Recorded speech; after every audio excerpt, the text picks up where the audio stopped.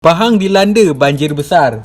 Hampir kesemua penduduk di Pahang terpaksa berdepan dengan kesukaran apabila rumah mereka dinaiki air sehingga menutupi bumbung rumah. Hal ini mengundang kepada kegelisahan penduduk apabila jumlah mangsa semakin meningkat. Selain Pahang, Terengganu, Perak, Kelantan, Selangor dan Johor juga turut terjejas akibat banjir. Kes mangsa banjir mula menurun di Johor dan Kelantan. Berbeza pula dengan keadaan mangsa di negeri Pahang, Perak, Terengganu dan Selangor yang mencatatkan peningkatan jumlah mangsa sehingga hari ini iaitu 5 Januari 2021. Kesemua mangsa banjir berlainan negeri telah dipindahkan ke tempat yang selamat dan tidak terjejas dengan banjir. Mengikut hasil siasatan, punca banjir yang berlaku adalah disebabkan hujan lebat yang berterusan sehingga menyebabkan air mula naik. Berikutan itu, kes banjir di Pahang pada masa ini, bilangan mangsa yang terjejas semakin meningkat kepada 13,626 orang daripada 3,607 keluarga berbanding pada hari Isnin yang mencatat 9,684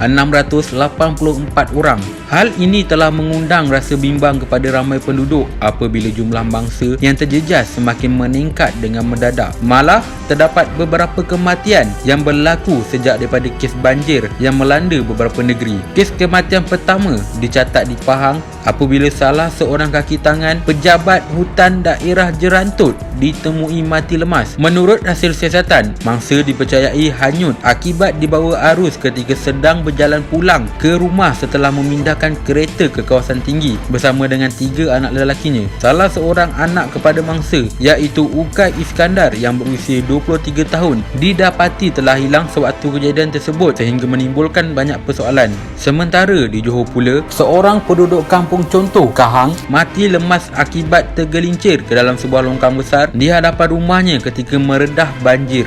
Ekoran kejadian yang meragut nyawa itu, kerja-kerja menyelamat giat dijalankan bagi mengelakkan terjadinya kejadian yang meragut nyawa akibat banjir ini. Setakat petang ini, paras air Sungai Pahang di sini mencatat bacaan di aras amaran 32.25 meter menghampiri takat bahaya 33 meter dan jika cuaca kembali buruk, dikuatiri air Sungai Pahang akan melimpah dan membanjiri seluruh daerah ini jika cuaca kembali buruk. Wakil penduduk yang dikenali sebagai Syahrudin Bacik 56 melalui pengalaman penduduk daerah ini, jika air Sungai Pahang di sini mula melimpah, hampir semua kawasan akan terjejas teruk.